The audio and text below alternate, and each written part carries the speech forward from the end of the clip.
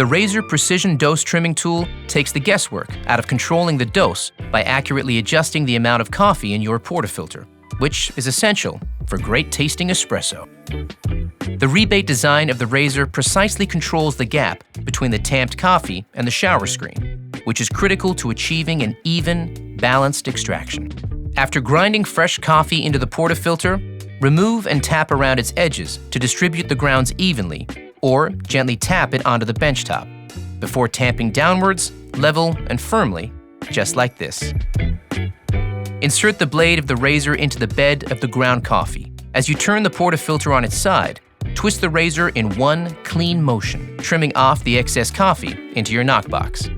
The razor levels the tamp to be parallel with the rim of the filter basket.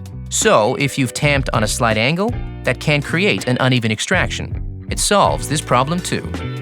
Get improved, more consistent extraction results using the Razor Precision Dose Trimming Tool.